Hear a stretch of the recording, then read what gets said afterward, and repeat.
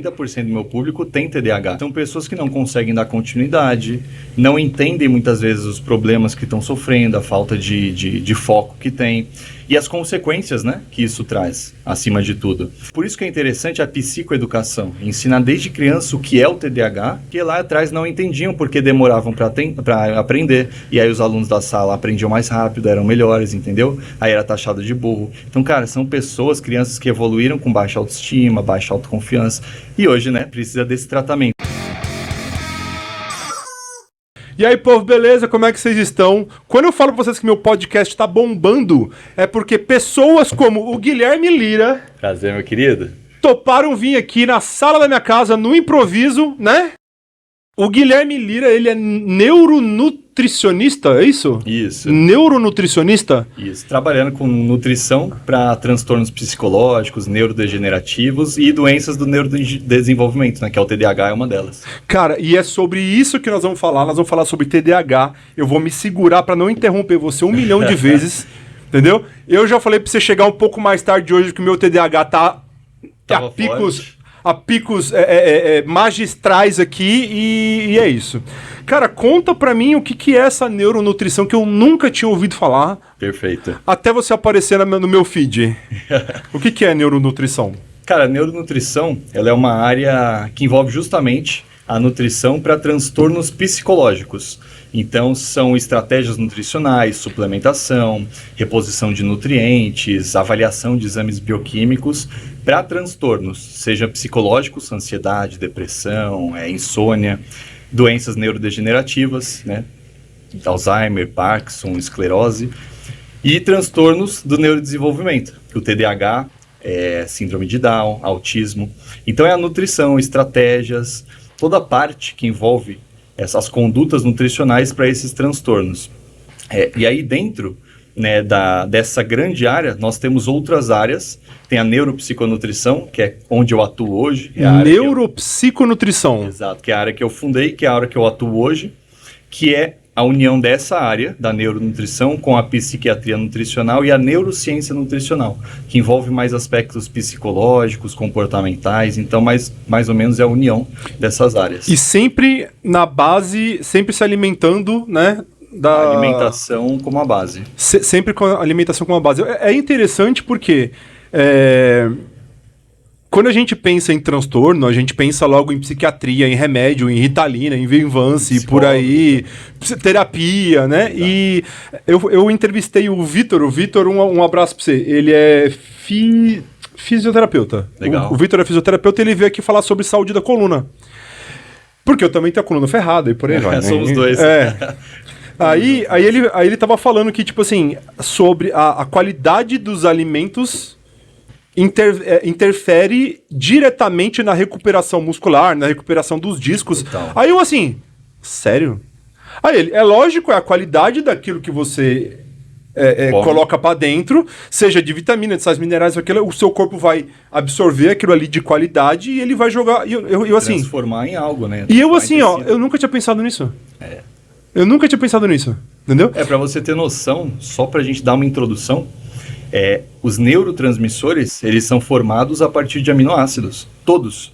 Neurotransmissores são formados a partir de proteínas, aminoácidos. Então, dopamina, formada a partir da tirosina, um aminoácido. Serotonina, a partir do triptofano, que é um aminoácido. E não tem aquele negócio que os neurotransmissores são gerados no intestino? São, a maioria dos neurotransmissores são não produzidos, mas atuam no intestino. Então eles têm diversas funções, não só no cérebro, como em todo o corpo. Cara, então vamos lá então, TDAH. Como que a alimentação interfere no nosso maravilhoso cérebro bagunçado e essa zona de vida que a gente vive? Você não tem TDAH não, né? Não, graças a Deus eu não tenho. Eu não recomendo não, viu? Não recomendo. Exatamente. Hoje está muito romantizado, né, o TDAH. E é exatamente isso, para as pessoas que têm, pra gente que estuda, cara, é um transtorno que realmente implica em várias áreas. Tem uma galera que acha bonito falar que tem TDAH. Exatamente.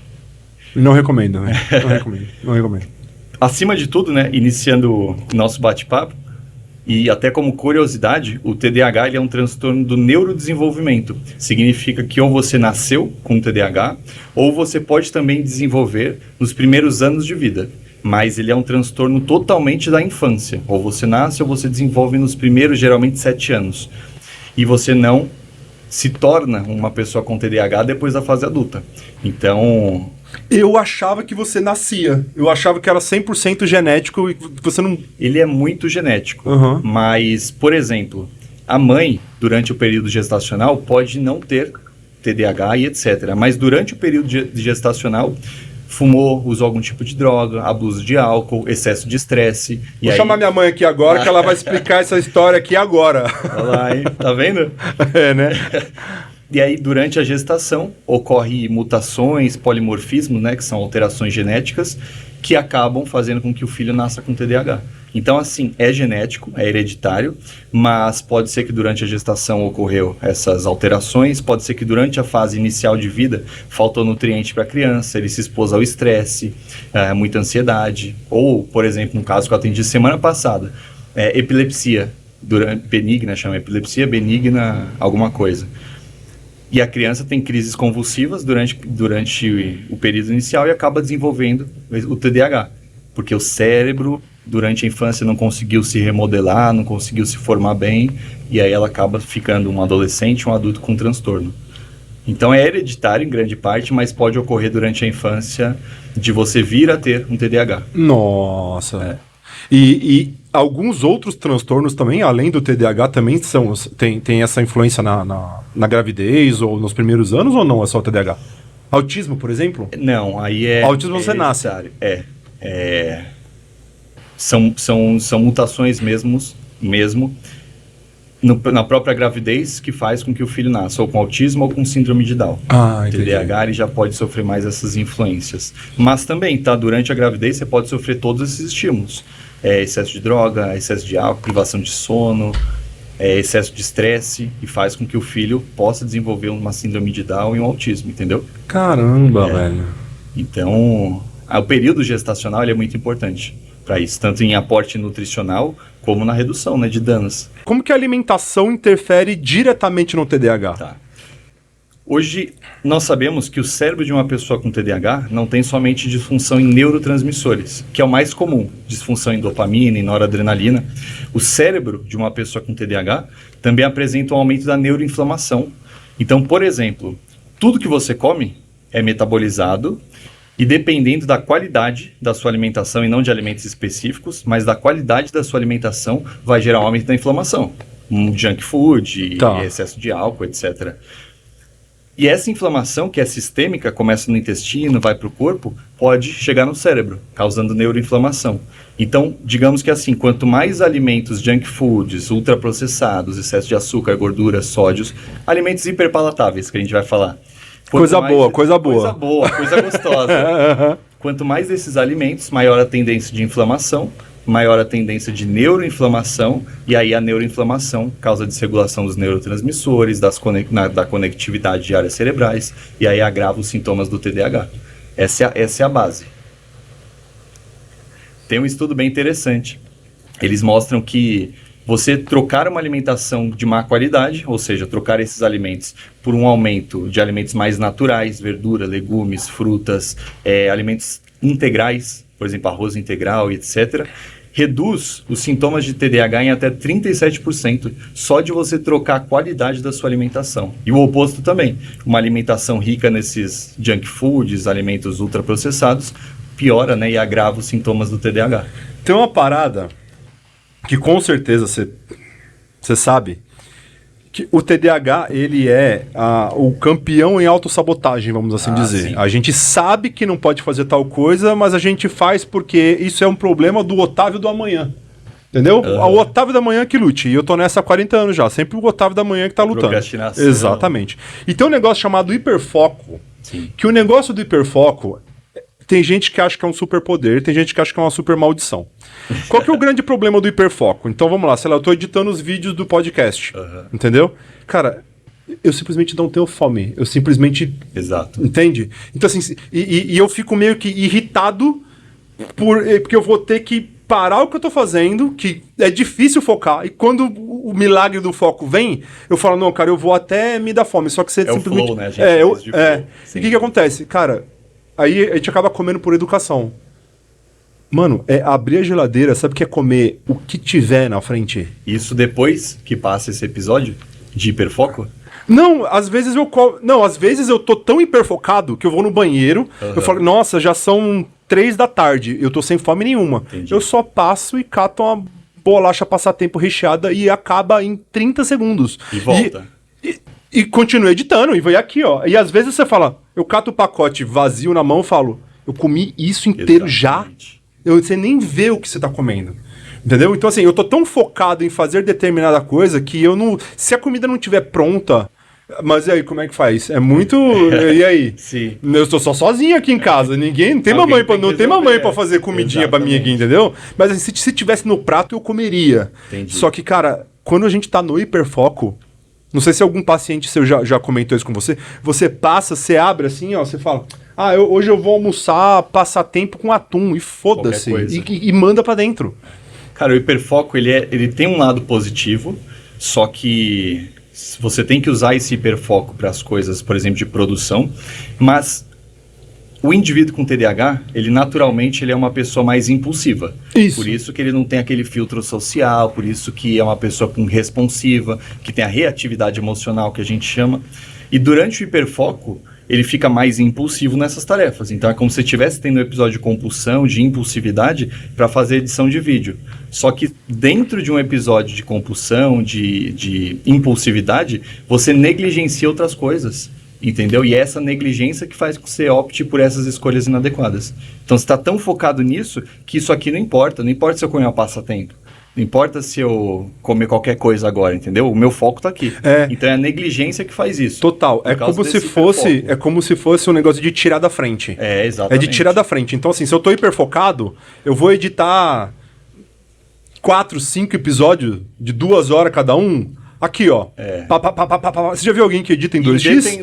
Em quê? E edita em 2 vezes? A velocidade em 2x? Nossa, dá pra editar? sério? Dá. Eu consigo Meu fazer. Deus. Só que é o seguinte... Só que você tá assim, né? Sem perder um milésimo de segundo de... Assim, se tocar a campanha... Eu tiro a campanha da tomada. É raro acontecer. É raro, né? É muito mais fácil você procrastinar aquilo que você tem que fazer. Só que é engraçado que, cara... É muita safadez e sem vergonha. Porque se você me dá um deadline, é sexta-feira, eu vou deixar o negócio pra fazer na sexta-feira depois do almoço. E eu vou entregar na sexta-feira, faltando meia hora pra entregar, e eu vou entregar assim, ó, perfeito, ó, tó. Por causa do hiperfoco. Né? Entendeu? E é engraçado que você... o TDAH, ele tem uma procrastinação programada. A gente fala, cara, não, eu vou... Por que você acha que eu pedi pra você chegar mais tarde hoje?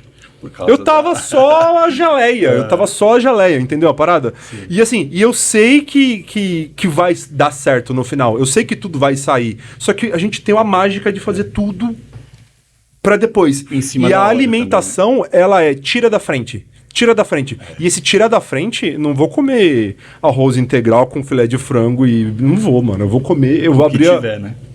Cara, o problema é quando tem, né? Dentro disso, por exemplo... por causa dessa impulsividade que a pessoa com TDAH tem, então, de forma mais técnica, né? A principal disfunção do TDAH é no córtex pré-frontal, tá? Mas tem muitas outras que depois, se couber aqui, a gente cita.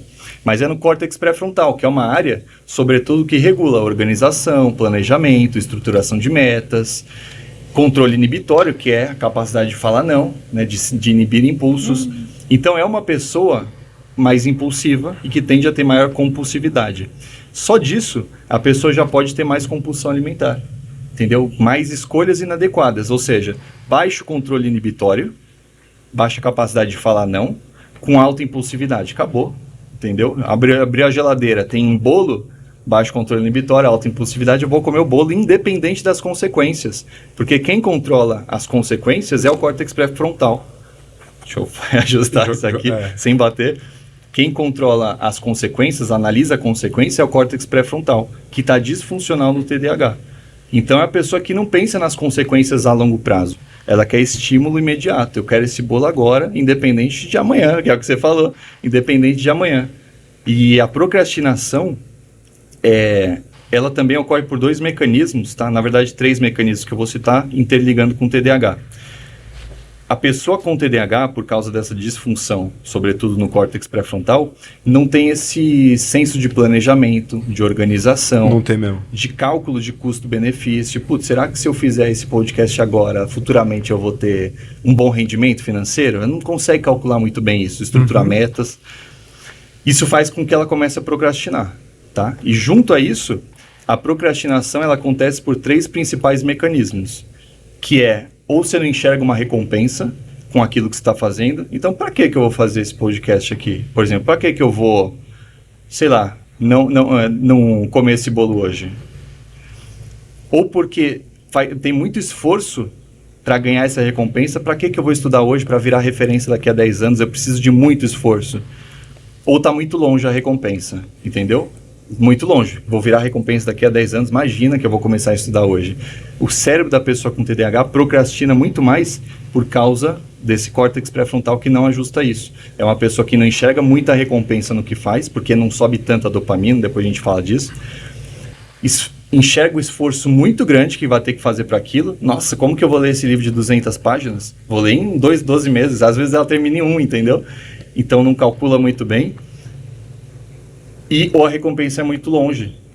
Ah, para que eu vou fazer essa tarefa se dá para eu finalizar ela na sexta-feira à noite? Cara, e é muito engraçado, porque eu nunca tinha pensado em relação à qualidade da alimentação específica para o TDAH. Uhum. É aquela coisa. Então vamos lá. O financeiro é uma preocupação de quem tem TDAH. Sim, de todos, né? Principalmente para quem empreende, né? Porque o dinheiro não leva desaforo para casa. Tem muita coisa que a gente esquece que precisa tomar cuidado. A gente esquece que tem que cuidar. Uhum. Então, por exemplo, sei lá, quando eu descobri o perfil do primo pobre, eu falei, nossa, que da hora, tal, não sei o que, ah, beleza, então vamos cuidar das finanças. Ótimo, beleza. Vamos cuidar sei lá, eu só vou na academia porque senão eu tomo um pau dos meus alunos do jiu-jitsu lá, fico puto e eu preciso fortalecer, senão minha coluna me quebra. Sofre também. Entendeu? Então, assim, eu só vou na academia porque eu preciso fazer tal coisa. E a alimentação vai ficando pra trás. Vai ficando pra trás. E aquilo que eu te falei no início do episódio, no meu caso, né? Graças a Deus, o meu metabolismo, cara, eu sou um avestruz, velho. Eu come muito tudo. E assim... E não ganha peso fácil. Nada. Ótimo. E... Só que nem todo mundo é assim, sabe? Aí eu fico pensando, se eu tivesse uma propensão a engordar, eu tava muito ferrado, cara. Agora eu fico imaginando a quantidade das pessoas, quantas pessoas estão assistindo a gente nesse momento, falando assim, eu sou igualzinho a esse careca aí, só que a diferença é que eu ganho peso. Aí, mano, aí fodeu. E você desanima, cara. O TDAH, ele, mano, é uma máquina de desânimo que você não tem noção. Você tem noção, né? Você trabalha com isso. Eu trabalho com muita gente, né? 80% do meu público tem TDAH. É tudo desanimado. Não é que é desanimado, mas são pessoas que não conseguem dar continuidade, não entendem muitas vezes os problemas que estão sofrendo, a falta de foco que tem e as consequências, né, que isso traz, acima de tudo.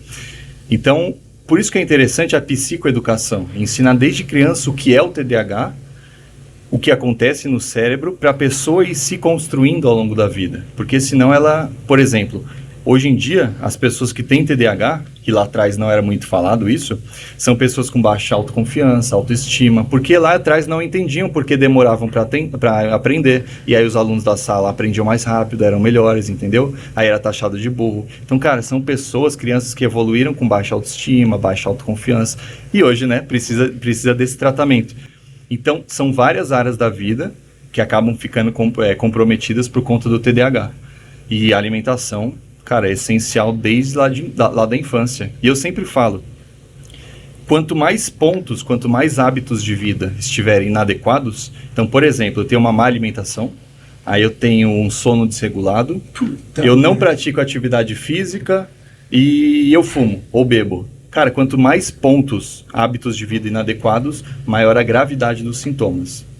E é claro, você consegue viver com TDAH sem sintomas? Consegue.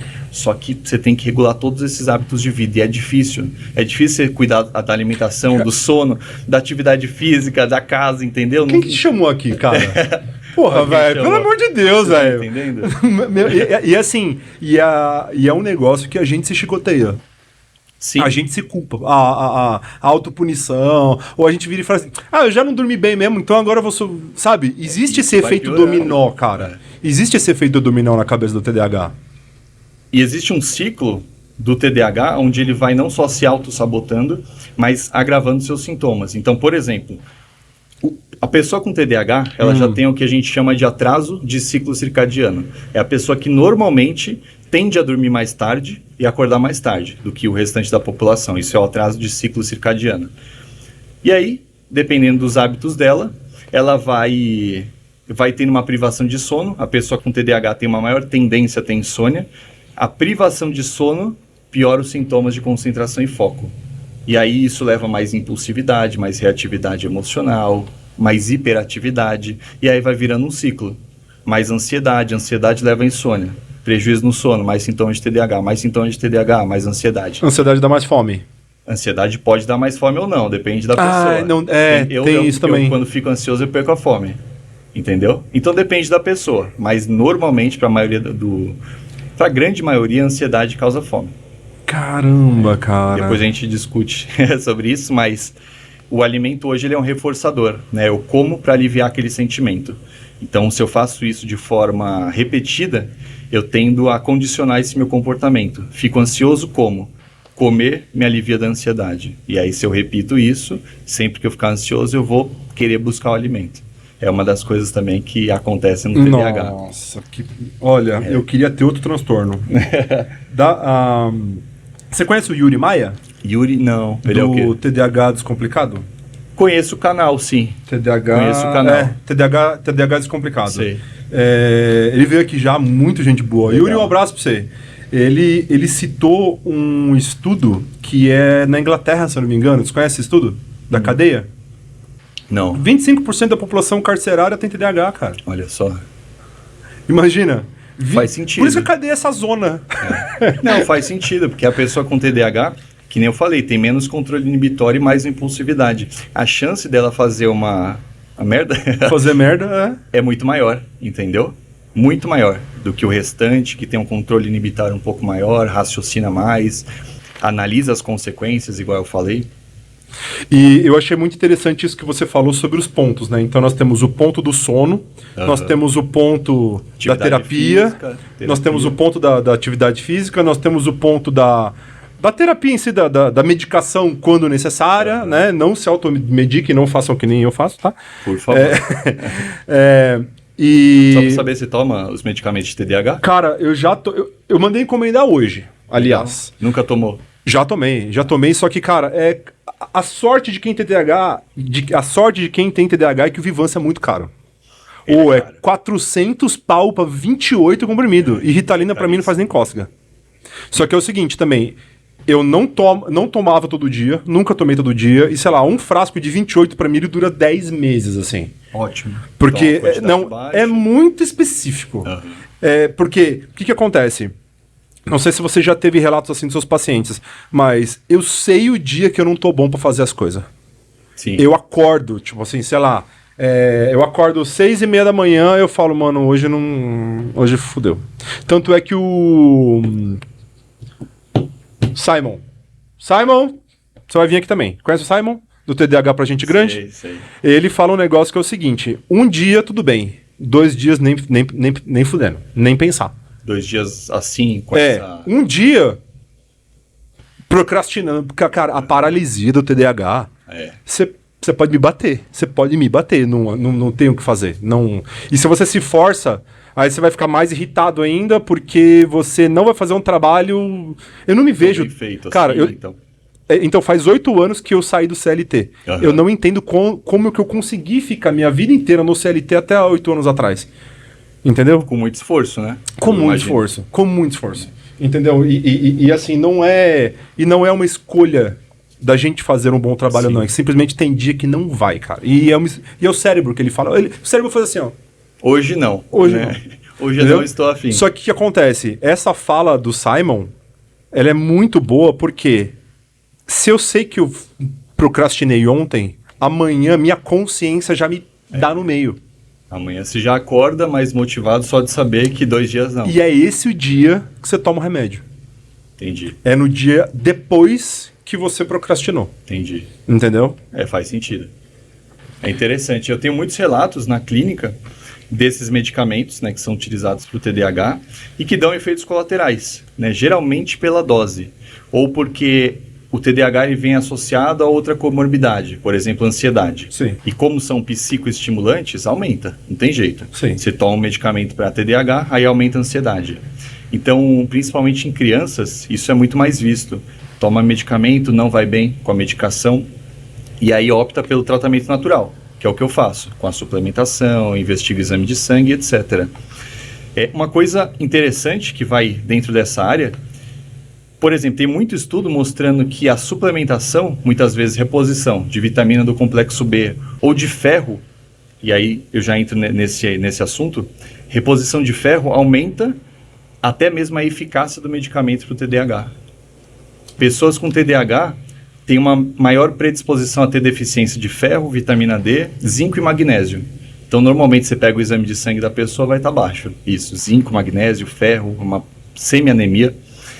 E aí você faz a suplementação, ela melhora os sintomas e aumenta a eficácia do medicamento. O que consequentemente, eu reduzo a dose do medicamento para essa pessoa. Então, tem muitos ajustes através da nutrição que a gente consegue fazer, que não necessariamente é para tirar o medicamento, mas é para reduzir dose, para aumentar a eficácia, para melhorar outros pontos. O medicamento está causando ansiedade? Beleza, vamos reduzir, utilizar, sei lá, a L-teanina, que vem do chá verde, para reduzir essa hiperatividade, essa impulsividade. Tem muitas e muitas estratégias que vão nesses pontos. Cara, 2 coisas. Muita gente me pergunta, porque assim, eu sou daqueles sem vergonhas que pega o TDAH, coloca embaixo do braço e fala que é minha muleta e a culpa a culpa é minha, eu boto em quem eu quiser. A culpa é dele. A culpa é minha e eu boto em quem eu quiser, então eu boto tudo na conta do TDAH, tudo que você imaginar. De bom e de ruim eu boto na culpa do TDAH. E isso eu já tratei em terapia, por quê? Porque é uma forma de eu olhar e administrar a minha própria vida sabendo que eu tenho essas dificuldades. Entendi. Entendeu? Só que também tem o lado bom e tem o lado ruim. Eu viro uma máquina de desculpa. Exatamente, pela Entendeu? condição. Só que por saber que eu vou me passar um pano pra mim mesmo, no outro dia eu vou e eu foco, entendeu? E eu faço. Então, assim, só que tem muita gente que me pergunta sobre essa questão da medicação. Pessoal, a medicação do TDAH ela não cura TDAH. TDAH não tem cura. Tem cura? Se tiver cura, você já me avisa aí. Cura. Entendeu? E, assim, tem um alívio de sintomas, né? Que esqueci o nome, mas é o alívio total, né? A regressão dos sintomas. Remissão. A remissão dos sintomas, mas... O Vyvanse, em específico, o que ele é? Ele é um óculos no teu cérebro, cara. Exato. Ele é um óculos no teu cérebro, entendeu? Então, assim, se você que usa óculos aí, você vai entender o que eu tô falando. Você tá enxergando, mas você tá vendo ali, aqui é mais borradinho, aqui você tem mais dificuldade de ver de tudo longe, embaçado, de perto, de não sei o que, tudo embaçado, mas você tá enxergando. Quando você toma o Vyvanse, você coloca um óculos, só que o problema é justamente esse, o bagulho é muito bom, cara. Você sente um bem-estar muito, muito bom. Já deu minha hora. Mas assim, de aula, passa voando. Então, assim, aí quando você toma a medicação e a medicação faz o seu cérebro calar a boca, pensa assim, você fica, meditação para TDAH. Vocês estão me tirando, né? Não existe meditação para TDAH. Medicado, sim. Mais desafiante. Não dá. Pessoa com TDAH. É isso aqui, ó. Na tua orelha o dia inteiro. O dia inteiro. É igual a gente associar, por exemplo, a pessoa tem TDAH, não é medicamento, não toma nenhum medicamento. E ela tem ao lado dela 100 pessoas falando no ouvido, dando opiniões, falando sobre ideias. Quando ela toma o medicamento, só uma pessoa fala, de forma clara. Então é como se ela, agora eu entendi, de tanto pensamento. E geralmente são esse excesso de pensamento que causa algumas outras comorbidades, como a ansiedade, como a insônia, porque a mente da pessoa não se cala. E esse termo, né, que desenvolveram, que é o transtorno de déficit de atenção e hiperatividade, relativamente ele é inadequado, porque não é que a pessoa com TDAH ela não tem atenção. Ela tem o excesso de atenção, só que é uma atenção difusa. Plural, né? Uma atenção que está em tudo. Você está aqui agora, mas está prestando atenção em ar-condicionado, na luz, no besouro passando e qualquer coisa, entendeu? Não é uma atenção seletiva. Então, relativamente a pessoa tem muita atenção, mas ela não consegue sustentar a atenção em algo específico. E é isso que causa. Então, agitação de pensamento começa a causar mais ansiedade nessa pessoa. Aí vem a paralisia, que você falou. Nossa, eu tenho tanta ideia, eu sei o que fazer, mas eu não consigo organizar os pensamentos para começar a fazer aquilo ali, o passo a passo disso. E para quem não entende, acha que TDAH é só um problema de concentração, de foco, e cara, não é. E assim, existe também, não vou saber, existe também uma pesquisa que fala da quantidade de pessoas que não pode falar essa palavra, começa com S no YouTube, né? Que você tira a sua própria... Sim. Você se elimina, né? Você se elimina. O YouTube não gosta dessa palavra. Você se cancela. Você se cancela. Aí, o que acontece? Existe também uma pesquisa que fala que TDAHs não tratados tem uma tendência maior à depressão, e essa depressão não tratada, ela pode sim chegar ao auto-extermínio, vamos assim dizer, sim, né? E, cara, eu conheço muita gente que tem TDAH. Todas as pessoas que eu já troquei ideia sobre TDAH, já me perguntaram, você já pensou? Já tiveram esse pensamento alguma vez? Como você faria? Sim, já tiveram, sabe? Só que quando a gente conversa com alguém que não... Entendeu? Não, meu Deus, pelo amor de Deus, cara, isso é tão... E assim, você simplesmente não tem controle para onde o seu pensamento está indo. Exato. Você não tem controle. Então, você não pode pensar nisso. Oh, meu querido. Como se eu controlasse. Não pode pensar nisso. Meus pensamentos. O TDAH, eu tava vendo um corte de uma psicóloga que ela fala sobre o TDAH e a necessidade de justiça. Já viu isso aí? Não. Que, tipo assim, se você vacilar com alguém no TDAH, ele vai até as últimas consequências, porque ele tem... Aí tem as paradas que você entende, né? Uhum. Que, sei lá, ele vai pra se vingar, ou ele vai tirar satisfação, ele vai fazer não sei o que lá, ele vai se meter na vida dos outros, porque o senso de justiça do TDAH, ele é muito apurado. Mais apurado. É o controle inibitório, que é baixo, e essa questão do...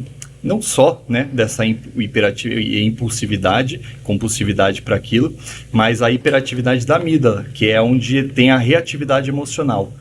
É onde ela detecta o perigo, é onde ela ativa para você tomar alguma decisão, digamos que emocional. Então a pessoa tem isso.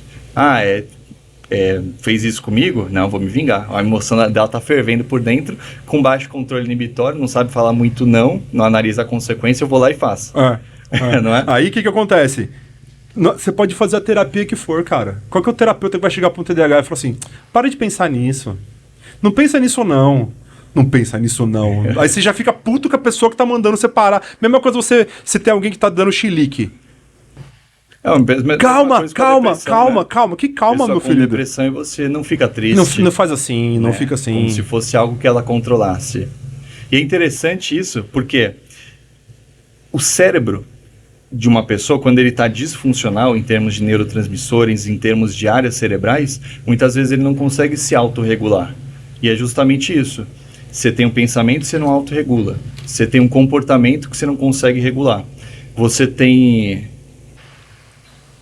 tarefas ao longo do dia onde você se sente menos ou mais motivado, mas você não tem um pleno controle daquilo. E é por isso que vem essa incidência aí desse cancelamento. A pessoa que tem o TDAH, ela se sente tão não pertencente de uma sociedade onde ela é desajustada, onde nada se encaixa. O ensino que ela teve no colégio não se encaixou, o trabalho não se encaixou, o relacionamento não se encaixou. E ela começa a ser mal vista por todas as pessoas sem entender. Então ela não se encaixa na sociedade. E aí leva a isso.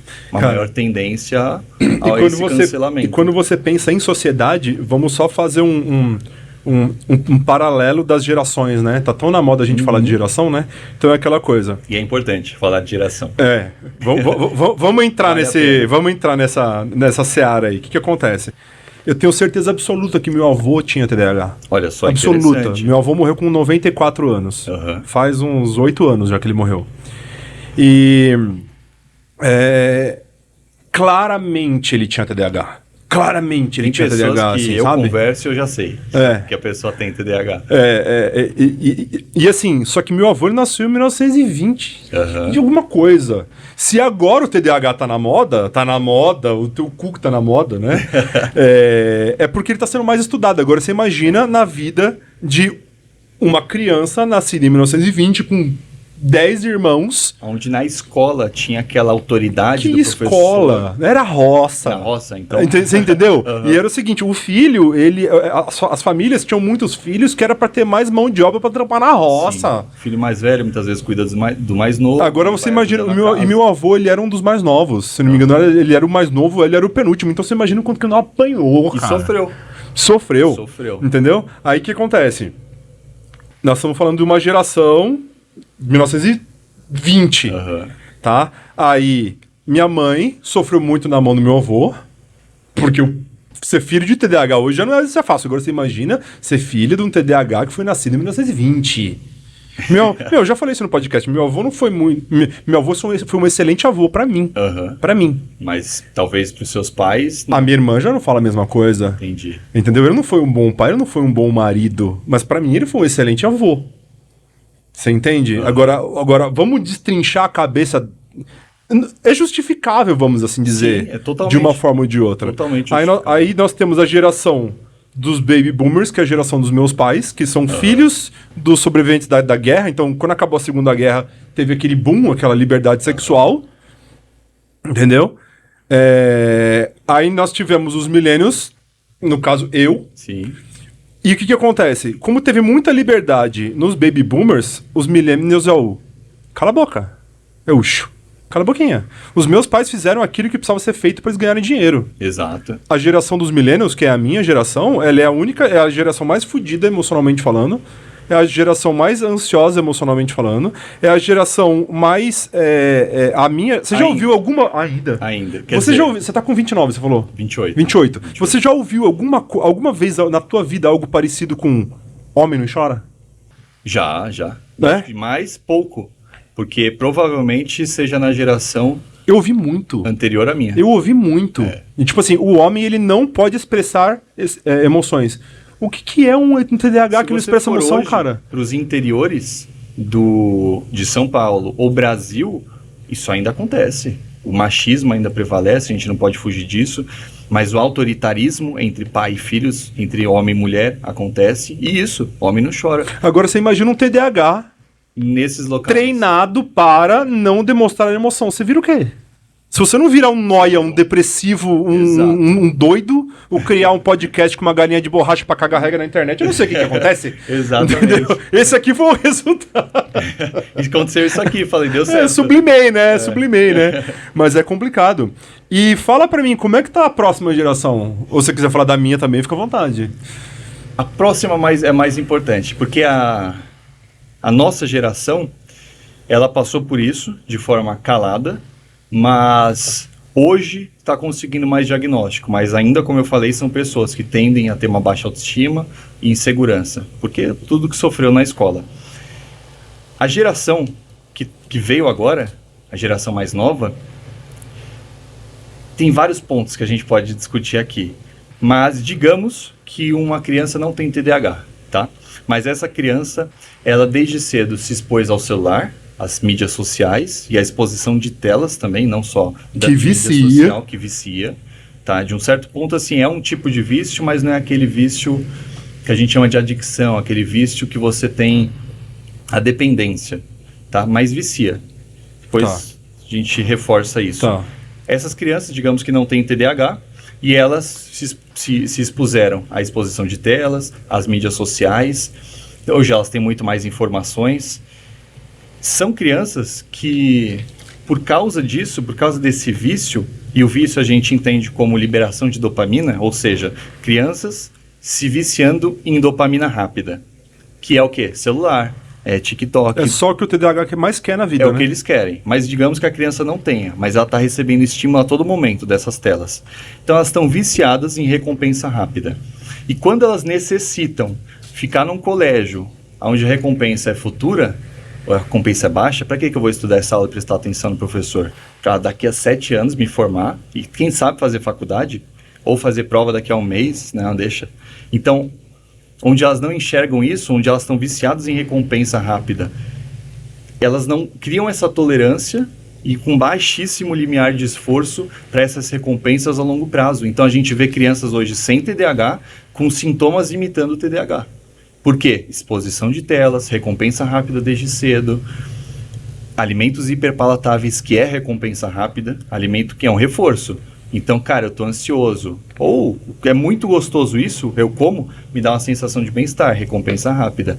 Hoje a gente está viciado nisso. E essas crianças que estão vindo, elas estão desacostumando, na verdade elas nem se acostumaram, nem passaram pelo nosso processo. Não tiveram a oportunidade, né? Não tiveram a oportunidade de se acostumar do que é ficar sem o celular, o que é ficar sem recompensa rápida e sustentar a atenção na aula, continuar um trabalho hoje, uma profissão para lá na frente ser alguém. Então, infelizmente, nós tivemos essa vinda de mídias sociais, de celular. Lógico que é bom para algumas coisas, excelente, mas infelizmente para as crianças isso é extremamente prejudicial, porque está acabando com o sistema de recompensa delas. E aí, mesmo crianças sem TDAH, hoje apresentam sintomas que imitam TDAH. Então, assim, a gente entende que o número de pessoas com TDAH não cresceu, mas o número de diagnósticos sim, que é bem diferente. Talvez esteja tendo diagnósticos muito grandes, e aí vem a questão da pós-pandemia, que aumentou muito o brain fog, sabe? Sim. Problemas de memória, de concentração, síndrome pós-Covid, que causa sintomas de TDAH. Sério? Sim. Crianças que estão passando por isso, adultos também, que hoje estão sendo diagnosticados com TDAH sem ter TDAH, mas tendo todos os sintomas, entende? E aí são diagnósticos inadequados, digamos que equivocados. E aí por que eu digo isso? Eu entendo isso na minha prática clínica. Para se fazer o melhor diagnóstico de TDAH, você precisa de um neuropsicólogo para fazer uma série de avaliações, de funções cognitivas, memória, curto prazo, etc., e normalmente excluir o que poderia também causar transtornos semelhantes ao TDAH. Eu preciso excluir uma ansiedade, eu preciso excluir sintomas depressivos, o estresse da vida dessa pessoa, privação de sono. Cara, eu preciso excluir isso para entender o que sobrou de sintoma.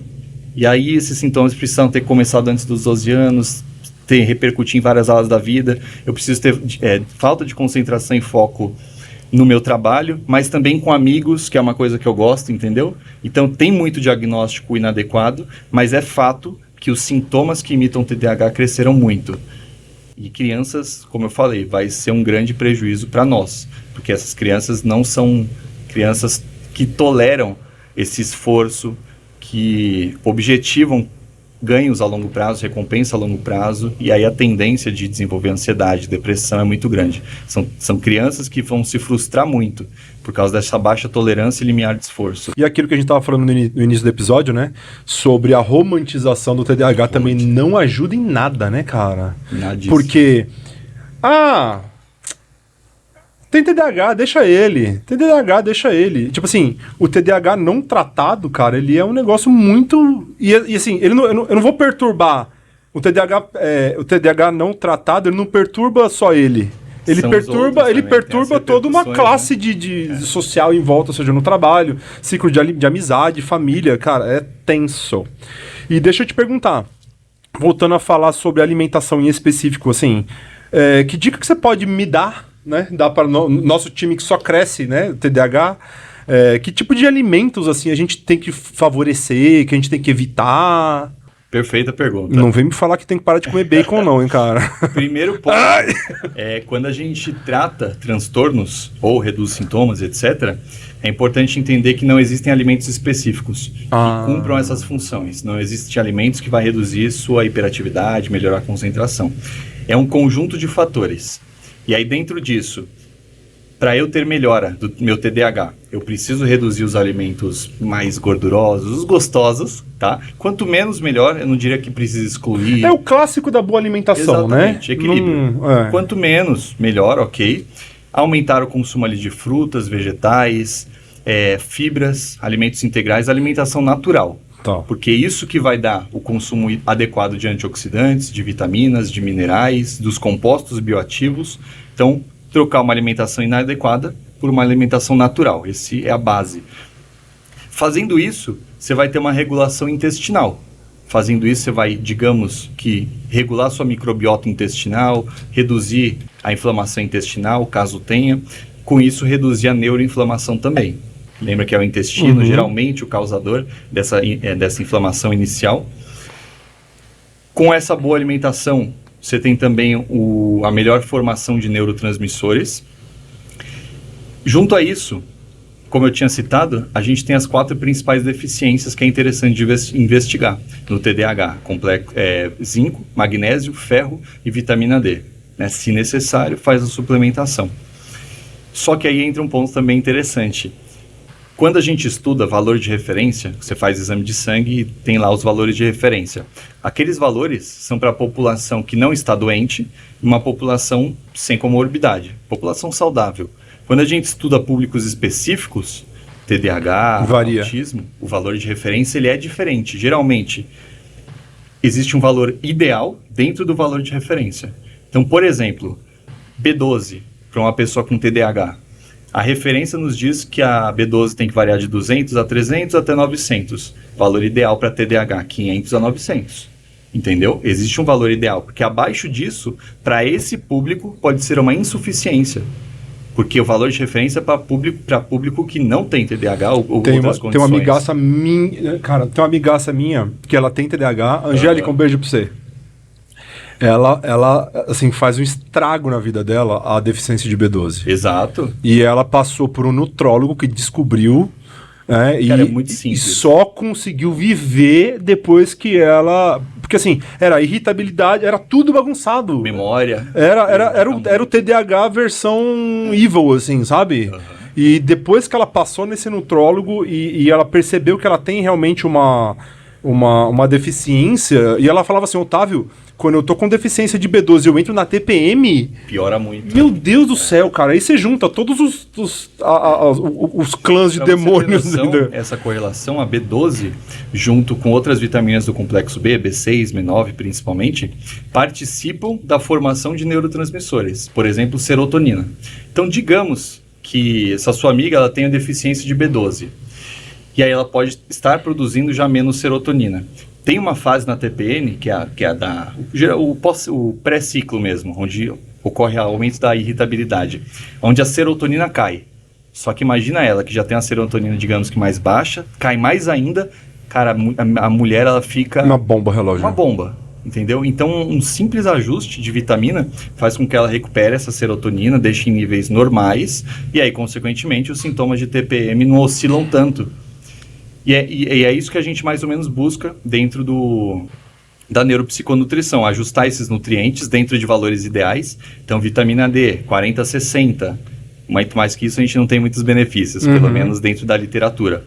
B12, B9, o zinco, o magnésio, é interessante fazer a suplementação.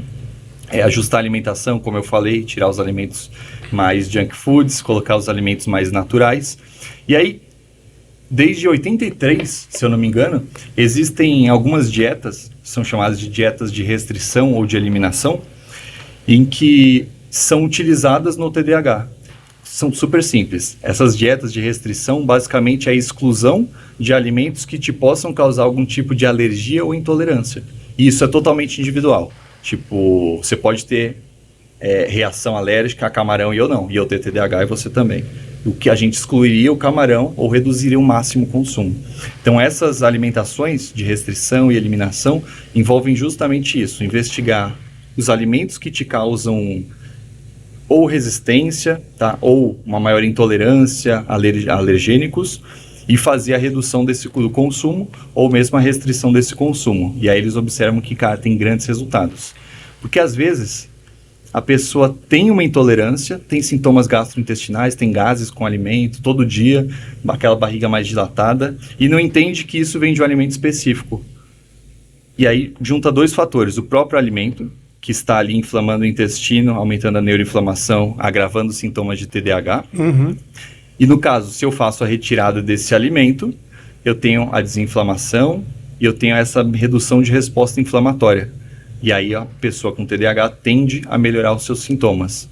Então, existem essas dietas que são bem estudadas dentro da literatura, que é eliminar possíveis alimentos que te causam intolerâncias ou alergênicos, e isso causa melhora dos sintomas de TDAH. Essa é a nossa grande base de dietas específicas para TDAH.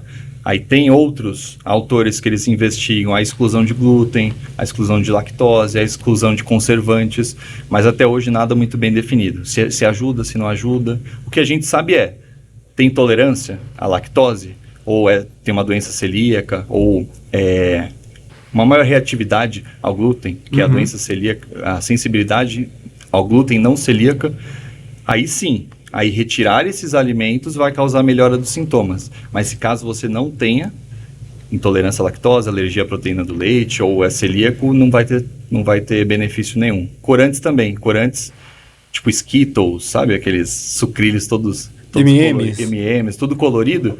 Tem pouquíssimos estudos que mostram uma melhora em 8% das pessoas que têm TDAH, tiraram conservantes, né? E os edulcorantes também da dieta e tiveram essa melhora. Mas são estudos fracos, com uma baixa população. O que eu tô então achando não mais... é uma grande evidência isso. O que eu tô achando mais fantástico no teu conteúdo, na tua fala, é que em momento nenhum você já começou a falar de medicação, porque a gente sabe que a indústria farmacêutica é foda, né, velho? A gente sabe que... Eu já usei muito, eu já fui viciado nos medicamentos de TDAH. Por isso que hoje eu tô nessa linha e busco compreender mais isso, porque foi muito difícil de tirar. Você não tem noção. Mas você tomava o que? Venvance? Venvance, junto com cafeína em altas doses, e chegou um momento que eu tava sobrevivendo à base de estimulante, dormindo 5, 6 horas. Você tava parecendo o esquilo da Era do Gelo. Sobrevivendo, achando que estava com a produtividade lá em cima até começar a cair. E aí quando eu tirei, fiquei 2 meses improdutivo. Quase de cama, assim, ó, com sono o dia inteiro. Caramba, porque é a base de metanfetamina o negócio, total, né, cara? Total, foi uma dependência. Aí comecei a voltar, incluí os nootrópicos, voltei aos pouquinhos para voltar a sobreviver. Mas demora para o organismo desacostumar com esse estímulo de anfetamina todo dia. Eu sempre... A primeira pessoa, né, que me receitou era uma psiquiatra, aí depois ela parou de atender pelo convênio, aí eu passei por outro psiquiatra que, mano, o cara era o Heisenberg, velho. Ele, não, 30 é pouco, pra você é 70. Eu falei, meu querido, mas eu tava bem no 30. Sabe? Sim. E o que acontece? Cara, eu vou te falar, os 70, a minha sorte... Tá bem descompensada. Como é que é? 70 miligramas, a pessoa tem que estar bem descompensada.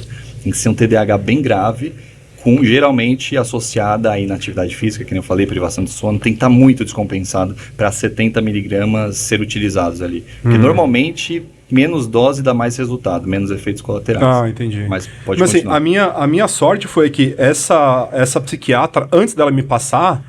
Ela falou assim, olha, eu vou te passar um negócio que você vai simplesmente adorar. Sabe o gatilho de antecipação, né? Já estudou PNL na vida uma vez? Logo. Então, assim, o gatilho de antecipação. Olha, já vou te falar aqui, eu vou te passar um negócio que você vai adorar. Já vou te passar um negócio que você vai achar que isso aqui é o caminho da tua vida. E se você cair por essa vertente de achar que esse remédio aqui vai consertar a tua vida, você vai virar um nóia, você vai gastar uma grana absurda. Pior que é. Sabe, é isso. Então, isso daqui é uma ajuda... Tanto é que eu não me lembro de ter tomado Venvance 2 dias seguidos. Sim. Eu já fui assim, olha, hoje eu preciso, sei lá, aí eu trabalhava com treinamento. Aí eu estudava, eu tomava um na semana para entender, e no dia da apresentação eu tomava mais um para poder performar ali. Então era algo muito específico, era algo muito... Tanto é que eu pedi para minha namorada agora, que ela trabalha com farmácia, essas coisas, eu dei a receita pra ela, já compra 2. Mano, esses 2 vai durar 2 anos, certeza. Muito, né? Muito, assim. Por quê? Porque eu lambo e devolvo. Só pra dar um gásinho. Entendeu? Eu faço assim e devolve. Mas assim, mas isso é importante da gente falar, porque a pessoa com TDAH, ela tem disfunção já na dopamina. É o que a gente mais conhece desse transtorno. Então a gente considera 2 tipos de dopamina. Dopamina tônica, que é aquela que você vai liberando ao longo do dia, basal, que vai te deixando motivado para as tarefas, concentração, foco. E a fásica, que são os picos de dopamina que você dá ao longo do dia. Que, agora eu vou levantar, vou beber água, um pouquinho de dopamina. Agora eu vou comer, dopamina. Agora eu vou beber, dopamina fásica. Tudo são os picos. E a gente tem a tônica que vai sendo liberada. A pessoa com TDAH, ela tem uma disfunção nas duas. Ela tem menos tônica, por isso que ela fica menos motivada ao longo do dia, não consegue sustentar a atenção, e o pico da fásica dela é menor. E essa queda desse pico, esse menor pico, leva ela a ter menos interesse nas tarefas. É uma redução de expectativa. Tá. Então faz com que ela pare no meio das tarefas, falta de interesse. Então ela tem disfunção nas duas dopaminas que a gente considera a fásica e a tônica. O Venvance e a Ritalina de longo prazo, eles modulam principalmente essa tônica, deixa a sua normal. E aí é importante falar isso porque pessoas com TDAH, como tem essa disfunção, o medicamento vai ajustar, vai deixar em níveis fisiológicos, deixar normal, deixar você como uma outra pessoa normal. Eu, que não tenho TDAH, se eu tomo isso, eu fico a níveis suprafisiológicos de dopamina, o que me gera mais ansiedade, mais euforia. Não está fisiológico isso. Então imagina assim, eu utilizo tanto esse medicamento, ou pode ser uma droga, uma cocaína. Pode falar isso? Tá, não sei se bloqueia, mas imagina que eu utilizo essa droga. Eu vou ter um pico de dopamina. Quanto maior o pico, maior a queda. Então eu que não tenho É uma TDAH, autorregulação do cérebro, é isso? uma autorregulação. Quanto maior o seu pico de dopamina, de recompensa, maior a queda. Então, eu que não tenho TDAH, tomei níveis suprafisiológicos. Estou lá, produtividade, eufórico. Quando eu caio, aí eu sinto aquele rebote, aquela sensaçãozinha quase depressiva, sabe? E aí, e isso fica muito desregulado. A pessoa que tem TDAH, aí tudo bem, ela toma, ela fica em níveis fisiológicos, depois dia seguinte vai estar baixo de novo. Então, para ela, não traz esses prejuízos. Faz sentido. Igual para mim que não tenho TDAH, entendeu? Para Faz mim, a longo total prazo, sentido. é como se eu estivesse viciando o meu sistema numa droga. E aí eu vou ficando dependente desse pico de dopamina. E aí cada vez menos eu vou criando uma dependência disso, esse pico vai ficando menor. O nosso cérebro sempre busca o prazer e foge da dor, então aquilo ali já se Exatamente. torna um atalho para você conseguir seus resultados. E aí, nos dias que eu não tomo, eu já fico muito pior, porque a minha dopamina tônica ela vai descendo. A nossa dopamina ela tem estoques, tá? Quanto mais fásicas eu vou liberando ao longo do dia, então eu tô aqui, aí eu tomo uma cerveja, dopamina fásica. Como alimento hiperpalatável, dopamina fásica, pico. Pornografia, pico. Quanto mais picos eu dou ao longo do dia, mais a minha tônica vai reduzindo. E o Venvance é isso. Essa tônica é como se fosse a média da... Isso. A tônica é a sua basal, vai sendo liberada ao longo do dia. Fica uma linha constante. Sim. Então, quanto mais eu abuso dessas dopaminas, desses estímulos, e o próprio Venvance, que ele aumenta a dopamina, no dia seguinte, ela está mais baixa, porque eu estou depletando, digamos que meus estoques. Eles são regenerados, mas a cada dia eu vou depletando um pouquinho eles. E aí, quando eu tiro, cara, acontece o que eu falei. Eu fico sem motivação para nada, não consigo me concentrar, nada mais faz sentido e causa uma dependência por conta disso. Principalmente desse estímulo dopaminérgico. No Venvance, em específico, quando eu tomava, né, que eu vou voltar a tomar agora... Quando eu me programo para tomar, eu sei que aquela noite que eu tomar, eu não vou dormir. Ó, interessante. Então, na noite anterior, a minha insônia some. Você tem noção que a minha insônia some? É muito comportamental Dá um também. ódio nisso. Porque, sem brincadeira, eu consegui dormir hoje por volta das 5 da manhã. Olha, Assim, demorou, hein? eu fui na academia à noite. Sim, sim. Aí eu fiquei, né? Enfim, aí eu... Então, assim, hoje eu fui dormir por volta das 4h30, 5 horas da manhã. E eu sei quando eu vou ter insônia. Entendi. Entendeu? Então, assim, eu tento ter uma insônia produtiva. Ah, você não quer dormir? Então você vai trabalhar, então. Você, sabe, tem um cara chamado Hélio Couto, conhece? Conheço. Ele, eu pulo meu cérebro através dele. Quando meu cérebro não quer dormir, eu coloco os vídeos do Hélio Couto embaixo do travesseiro. E aquela vozinha daquele velhinho falando na tua orelha, assim, ó. Aí dá um sono. Falando de um monte de coisas que eu não entendo, Mas de você física sempre quântica. teve? Sempre teve. Sempre tive insônia. insônia. Essas olheiras aqui, filho, aqui é 40 anos de olho aberto na madrugada. Faço higiene do sono? Não. Sim, mas é o Celular que eu te na falei. cara de madrugada? Tá vendo? Sim. Higiene do sono. Me ajudo? Não. Mas é o que eu te falei, o TDAH, ele vai criando outras comorbidades. Uma hora que você deita na cama e a sua cabeça tá agitada. E normalmente, TDAH, atraso de ciclo circadiano. É aquela pessoa que à noite começa a ter ideia, do nada. Em vez de vir o sono, começa a ficar mais produtiva. Dá um pico, sabe aquele pico de disposição ao longo da noite? Acabou. Aí, insônia, vai demorar para dormir. Dia seguinte, vai acordar menos concentrado, menos focado, mais hiperativo. Algum paciente já falou que... Algum paciente seu já relatou das faxinas aleatórias? Já ouviu falar, mas nenhum paciente relatou. Meu irmão, faxina na madrugada. Vamos lavar banheiro às 3 horas da manhã. São os picos, do nada. Do nada eu vou lavar roupa. Foda-se. Do nada eu vou lavar a janela. Do nada eu vou... Ainda mais quando eu tava mal, tipo, quando eu tava em luto e tal. Minha cachorra que sofria. Vamos passear 3 da manhã. Acorda que nós vamos passear. E assim... mas tudo bem, né? Eu estava num estado emocional bem complicado. Mas aquilo que eu tava te falando, eu sei... E outra coisa, né? Pra você tomar o Vivance, você tem que tomar bem cedinho. Sim. Pra não cobrar o... são 12 horas de ação. Então assim, eu acordo 4h30 da manhã, 5 horas da manhã, tomo um comprimido e vai dormir. Entendi. Quando você começa o sono fica leve. O funk na cabeça lá, a farofa da GK na cabeça, quando você tá dormindo, aí você só acorda e vai fazer as coisas. Mas é engraçado, o dia anterior que eu sei que eu vou tomar, eu durmo. Se isso não é uma safadeza neurológica, eu não sei o que é. A gente linka muito com comportamento e expectativa de comportamento. Então, a questão que eu te falei do Venvance, eu fui viciado uma época e tem essa questão da dopamina, que eu sei que se eu não tomasse, a minha dopamina ia estar baixa e eu ia ficar improdutivo, mas tem a questão comportamental, de eu estar tão acostumado a só produzir com ela, que quando eu tirar... inconscientemente eu vou falar, não, eu não vou conseguir produzir hoje sem ela, entendeu? Por mais que eu conseguisse, mas o meu comportamento seria esse. Eu tirei aquilo e inconscientemente eu falo, putz, agora eu não sou ninguém. E esse é um dos grandes problemas das pessoas que tomam o medicamento e não precisam. Essa dependência que gera e que na falta do medicamento ficam totalmente diferentes, improdutivos, aqueles sintomas mais intrusivos também. Uma outra coisa que eu não tinha falado da dopamina, eu que não tenho TDAH, tomo o medicamento e aumento para níveis suprafisiológicos, minha dopamina. Esse excesso de dopamina em níveis altos vai ser metabolizada. E o excesso de metabólitos geralmente vai causar 2 metabólitos principais, que é o DOPAC e a dopamina quinona. Esse excesso desses metabólitos são neurotóxicos. Causam neurodegeneração, estresse oxidativo cerebral, disfunção mitocondrial. Mas o que acontece com a pessoa? Tipo, vai prejudicando o cérebro, vai causando neurodegeneração a longo prazo.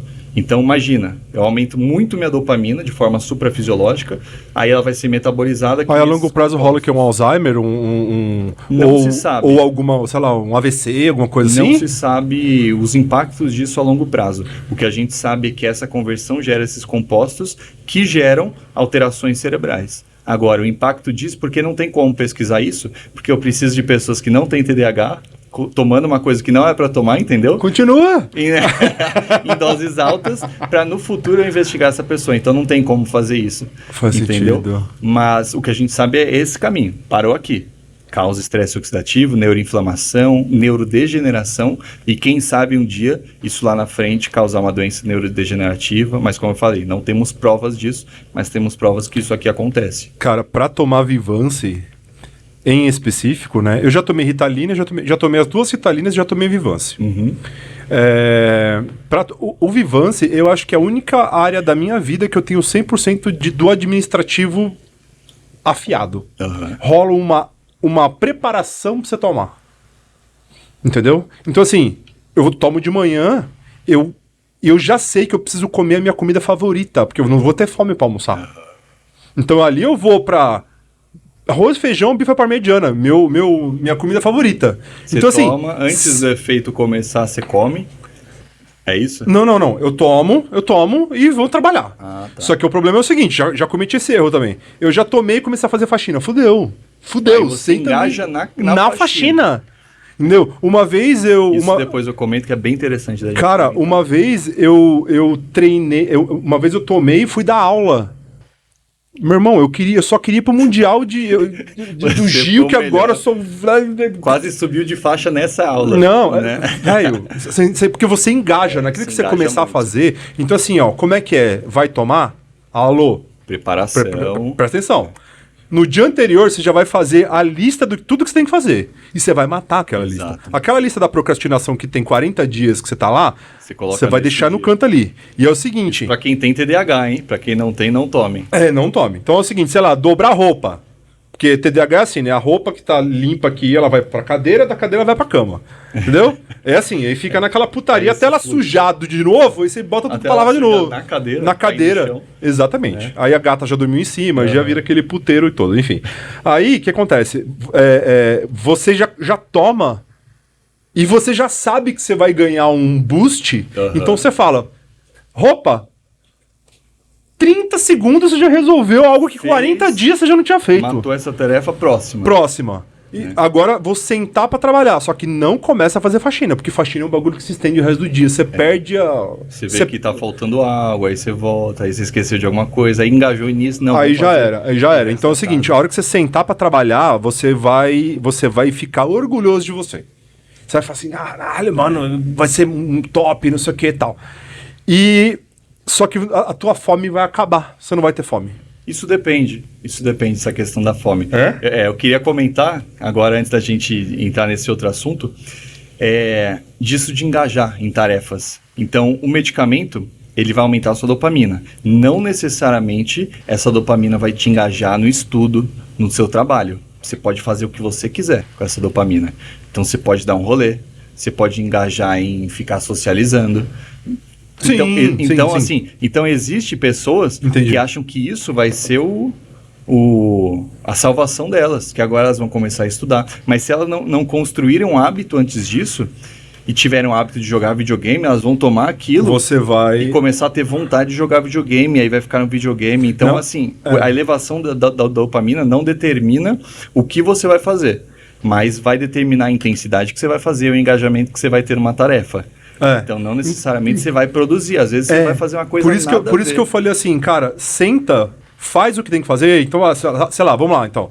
Eu acordo, levo a cachorra na rua, dá comida pra cachorra, lava o banheiro, droba a roupa. E colocar isso como metas, estruturando. Dobra a roupa, senta na cadeira, bunda na cadeira e trabalho. É isso aí. Cara, as 3 primeiras você vai matar assim, ó.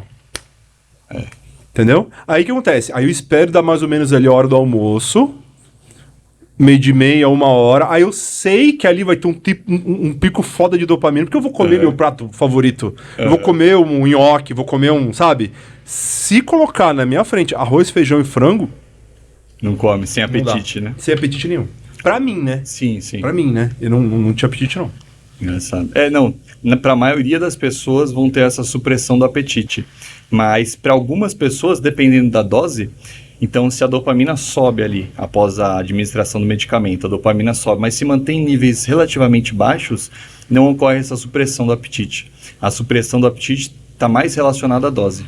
Quanto maior a dose, maior a supressão do apetite. Né? Não é à toa que hoje é utilizado também como medicamento para obesidade. Pra emagrecer, né? Para emagrecimento. É uma das alternativas, mas Cara, é uma que perigo, anfetamina. né, velho? Que perigo, né, cara?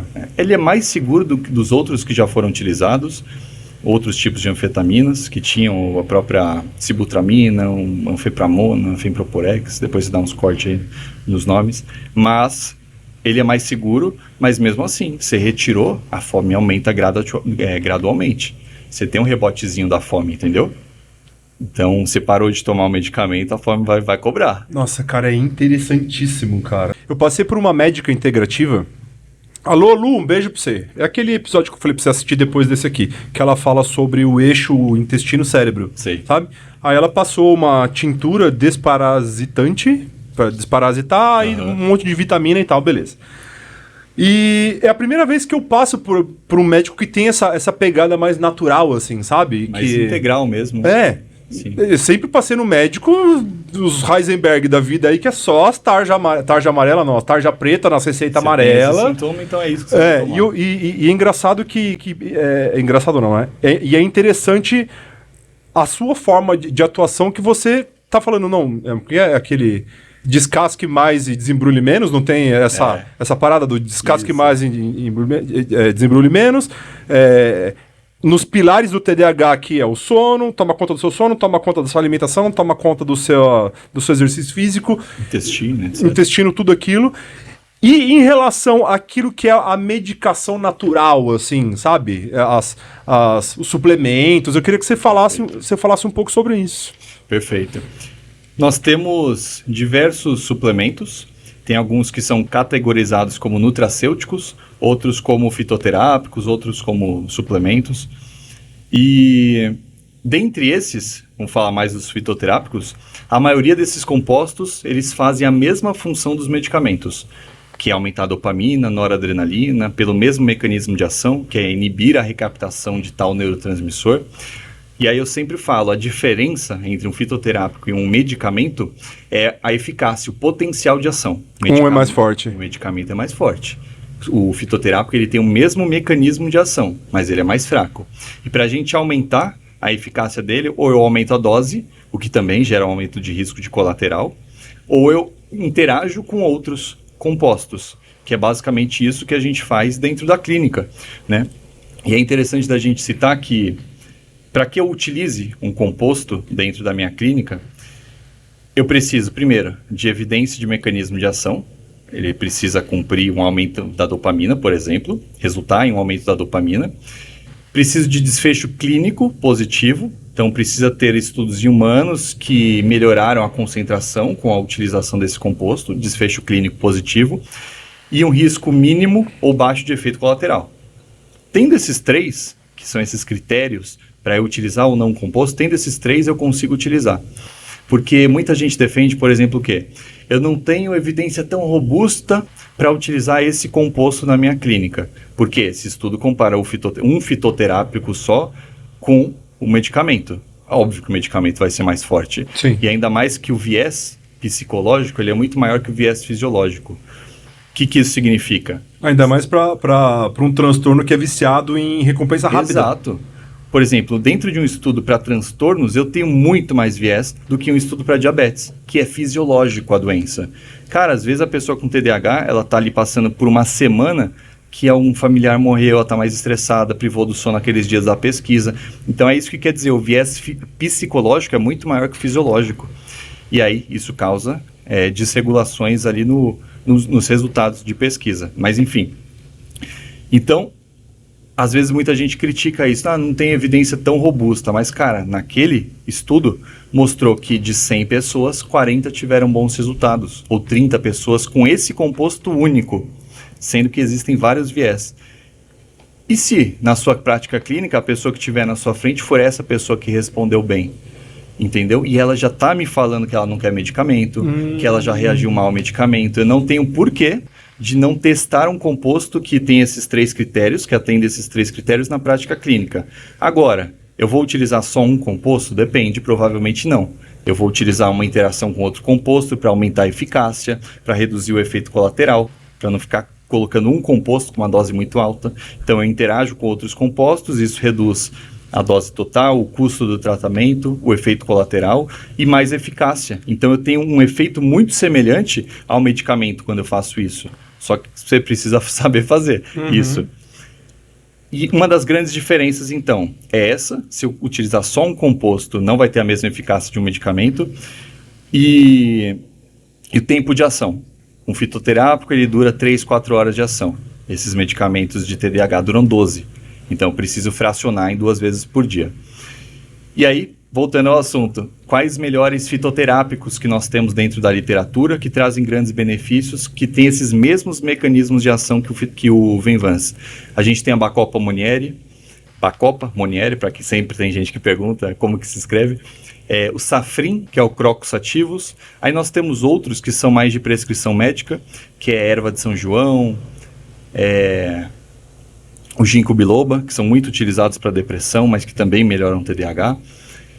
E aí depende muito do que essa pessoa com TDAH ela vem sofrendo. Se é mais problema na hiperatividade, na impulsividade, ou se é mais falta de concentração e foco, se isso está associado a uma ansiedade ou não, ou a desmotivação, se ela tem insônia. Porque aí eu vou saber modular qual composto atua em quê. Então, às vezes, a pessoa tem TDAH com ansiedade. Eu sei que eu tenho que utilizar compostos que melhoram a concentração e foco, Bacopa Monnieri, o Safrin, mas também reduzir a ansiedade. E aí eu posso utilizar uma L-teanina, uma camomila, passiflora, que são medicamentos para insônia e para ansiedade. Ou ela tem insônia, e aí eu regulo o sono com alguns compostos, mas melhoro também a falta de concentração.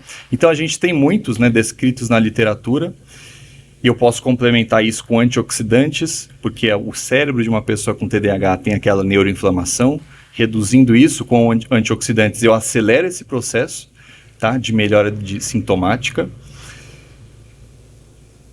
E os nutracêuticos, aí também tem algumas categorias, mas a base é sempre essa. Ver quais sintomas mais prevalentes, porque TDAH não é tudo igual, tem cada muita coisa diferente. E atuar em cima desses sintomas. E tentar fazer ali uma interação de compostos com essa redução de efeito colateral e que o custo final não fique mais do que o medicamento. É verdade. Porque, por exemplo, só dando Mas de qualquer forma não vai fazer um estrago tão grande quanto o Vivance, não, tem muito menos efeito colateral. Muito menos. E o risco de dependência é muito baixo. Quando ela tira, ela não tem um rebote. Então tem muitos benefícios que vão além do medicamento. Quando você usa fitoterápico, produtos naturais. Tem uma paciente que eu atendi 2 semanas atrás, que ela apresentava muitas comorbidades juntas. Depressão, início de demência, pós-Covid. Quantos anos? 60 e alguma coisinha já. 59 para 60 e pouquinho ali. Muitos juntos, ansiedade, não sei o quê. E aí fui passando fórmulas para isso, para aquilo, não melhorou tanto, refiz. E aí fui totalmente sincero. Falei, olha, dependendo dessa sobrecarga que você tem de sintomas, é mais interessante hoje nós procurarmos um tratamento farmacológico para ajustar os seus sintomas iniciais, você vai gastar menos com isso, do que, de fato, a gente ficar tentando isso sem ter muito resultado, gastando mais aqui. A curva acaba sendo menor, né? E você tem que ser sincero, entendeu? Chega um limite aonde eu posso ajudar naturalmente essa pessoa e um limite aonde ela precisa, de fato, de um remédio ali para atuar nos sintomas iniciais, quando está muito descompensado. Provavelmente você não indica isso para os seus pacientes, mas eu virei testemunha de Jeová de Goss. Do quê? Eu trabalhei uns meses no Rio Grande do Sul. Uhum. Cara, eu viciei em chimarrão que você não tem noção. Tem cara. muita gente que toma. Cara, pro TDAH, pro foco, é um negócio muito bom, velho. E assim, eu tomo 2 litros, eu tomo 1 litro em jejum. Olha, eu acordo, bastante, eu acordo, litros, né? Coloco água para esquentar e eu vou tomando. E vai fazendo. Depois do almoço, agora eu tô tomando menos esse 2º litro, mas eu tomava mais 1 litro ali, por quê? Porque eu descobri que ele não conta na hidratação. Porque senão, pelo amor de Deus, né? Porque ele já é diurético, você passa o dia inteiro mijando. Exato, né? Aí você toma ele mais água. Mas não dá, né? Aí são 3,5 litros de água mais 2 litros, não dá. Não vou usar fralda geriátrica pra isso. Mas, cara, eu vou te falar. Pra mim, TDAH brabo ali. O chimarrão, e assim, ele pro foco, pra aquela leseira matinal. Legal. Eu trabalhava com um brother meu, ele era muito cafezeiro. Litros e litros e Qual litros que é a de erva café. principal? Erva mate. Erva mate, né? Ela é erva mate, só que ela não é tostada, né? Legal, depois Entendeu? eu falo sobre a erva mate especificamente. Cara, e assim, é muito foda. Eu compro de 10 quilos em 10 quilos. Olha pra trás Por ali. mês? Ó, a cuia ali. Ó. É verdade. Eu tenho coleção de cuia. Não, eu não sei quanto tempo, eu não sei quanto tempo dura. Eu não sei quanto tempo dura esses 10 quilos, entendeu? Sim. Mas pra pagar um frete só, eu já compro de 10 em 10. Já E assim, eu virei testemunha de Jeová do chimarrão. Pra foco, pra a parte de... Como chama? Do intestino? Da regulação intestinal? Mas tem... Chama? Constipação. Quando você come uma comida muito pesada? Refluxo, azia. Não, ajuda na digestão. Digestão. Cara, digestão... Melhor coisa que você tem. Melhorou bem? Muito. A ponto de eu cagar verde. Juro pra você. Chegou nesse nível. Chega nesse nível. E assim, credo que é ruim. Mano, não é ruim. Não é ruim. Eu fui pro Nordeste, eu levei. Você já tinha um hábito? Sempre teve? Nunca tive. Não? Eu peguei esse hábito no Rio Grande do Sul. Tá. Eu trabalhava com esse amigo meu e ele tomava café e eu entrei nessa onda de tomar café.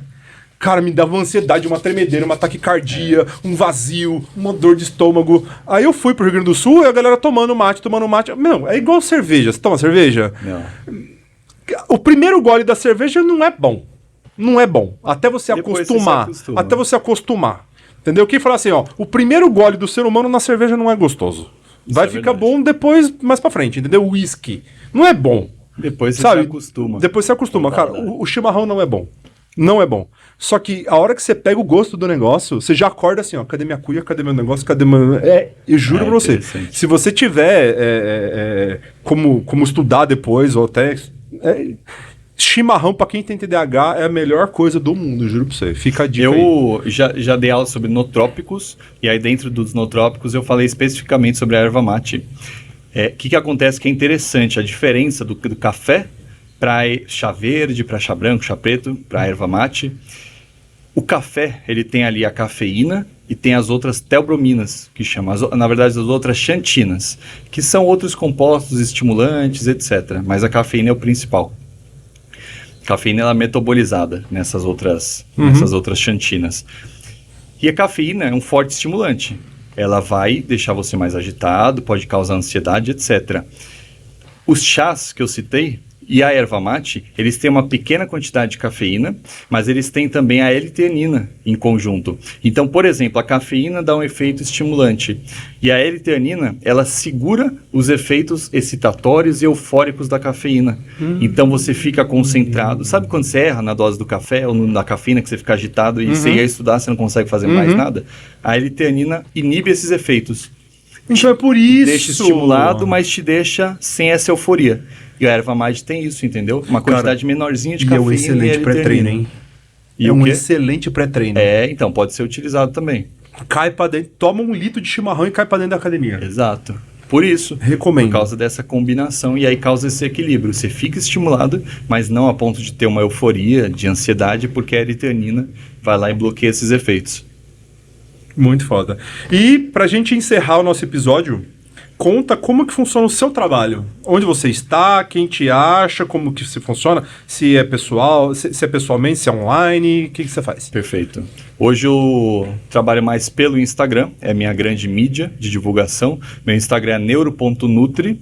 Lá eu falo muito sobre essa aplicabilidade da nutrição em todos os transtornos.